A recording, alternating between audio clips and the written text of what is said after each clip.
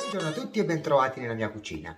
Oggi continuiamo il filone autunnale sulle zucche, quindi voglio fare 2 o 3 ricettine per gli amanti della zucca come me.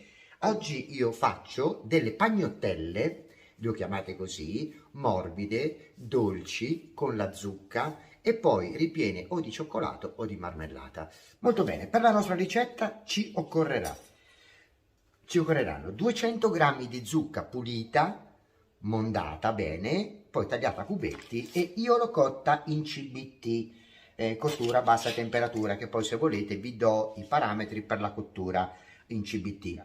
In caso contrario non fate altro che cuocerla nella stessa modalità tranne che in CBT, in un pentolino capiente, giusto, con poca acqua, in maniera che disperde meno sali minerali e zuccheri e quant'altro. Il sapore, insomma, nell'acqua chiaramente viene un po' diluito. In questo modo è puro. Ok, dopodiché cosa abbiamo qui?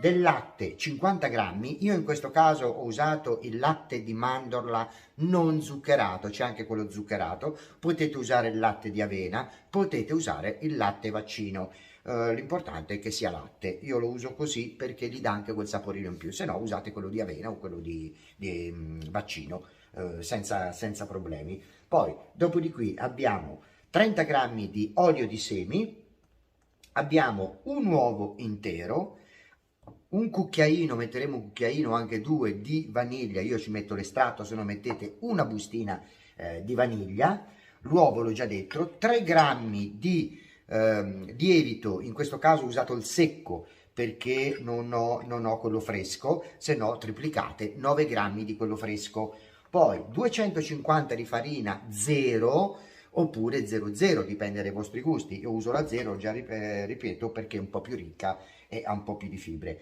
Dopodiché qui ci sono 40 grammi di zucchero, perché quando ho cotto la mia zucca in CBT ci ho messo 20 grammi di miele. Quindi se non doveste farlo in CBT o lo fate in maniera tradizionale, i 40 grammi di zucchero diventano 60, poi comunque vi spiego tutto nell'info box. Mi sembra di avere detto tutto. Ora qui ho del cioccolato fondente. Molto bene, io in questo caso userò la planetaria con la foglia. Se no lo potete fare tranquillamente a mano in una bastardella, nessun problema. Allora io intanto comincio nel prendere la mia zucca cotta in CBT e la vado a mettere nella mia planetaria. Cerco di schiacciarla tutta in maniera da sbriciolarla. Ora io man mano che, perché se no fa rumore, man mano che inserisco gli ingredienti li vediamo. Allora, innanzitutto il mio latte ora lo scaldo leggermente e poi ci metto all'interno il lievito, così metterò lievito e latte insieme tiepido a una temperatura, così aiuterà anche la lievitazione. Partiamo.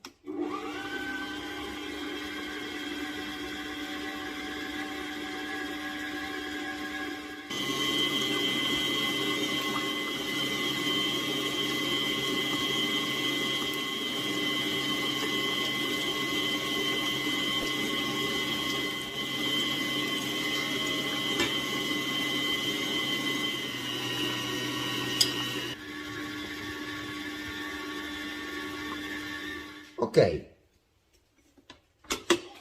praticamente lo fai, vedete com'è morbida? L'ho fatta girare per almeno 3-4 minuti, 5 minuti, poi dipende dall'impasto. Le temperature sono sempre importanti. Io avevo già fatto questo dolce tempo fa e la farina mi bastava. Adesso ho dovuto aggiungere 50 grammi di farina in più per avere un impasto più, tanto poi ve lo metto nell'info box. Ora prendiamo una bella bowl, ci mettiamo un goccino di olio di semi, trasferiamo il nostro impasto, ora lo lavoriamo un po' e poi lo mettiamo a lievitare.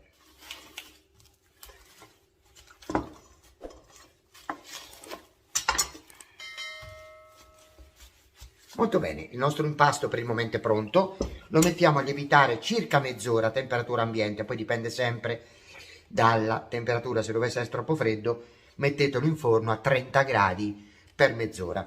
Ci vediamo tra poco. Eccoci qua, dopo 30 minuti di lievitazione il nostro impasto è pronto.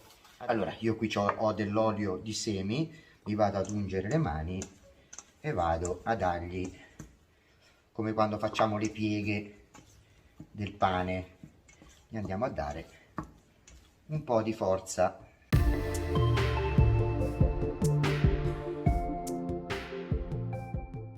Ora abbiamo la nostra teglia con la carta forno, mi vado a ungere bene le mani perché sicuramente mi appiccicherà un pochino. Vado a mettere un pezzo di cioccolato all'interno e poi lo vado a depositare così.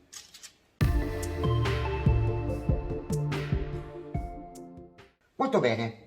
Ora li faccio riposare ancora per 10-15 minuti, ora che riprendono la verve, dopodiché li andiamo a spennellare e ci andiamo a mettere sopra il sesamo. A tra poco. Molto bene, hanno rilevitato un'altra mezz'oretta come abbiamo detto. Io qui adesso ho messo un uovo intero sbattuto, possiamo farlo anche con il latte oppure con il burro o la panna, scusate. Vado a dare una bella spennellata e ora vado a infornare a 180-185 per 30 minuti. A tra poco. Eccoci qua pronti, eccoli appena sfornati, sembrano buoni e belli. Allora io farei così, ma che bellini, belli morbidi, morbidi e bruciosi. Eccoli qua, le mie pagnottelle dolci di zucca.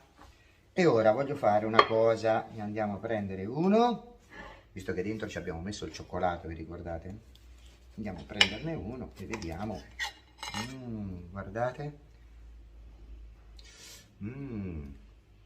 profumo niente. Benissimo, eccolo la mia pagnottella col cioccolato fuso, sesamo, zucchero, dolce. Allora, se questa ricetta vi è piaciuta mettete un like, iscrivetevi al canale, invitate anche i vostri amici a farlo se non l'avete ancora fatto e a questo punto ci vediamo alla prossima con... Oggi abbiamo fatto le pagnottelle di zucca dolci con sesamo e cioccolato, la prossima volta vedremo cosa faremo. Ciao a tutti, buona giornata e arrivederci, ciao!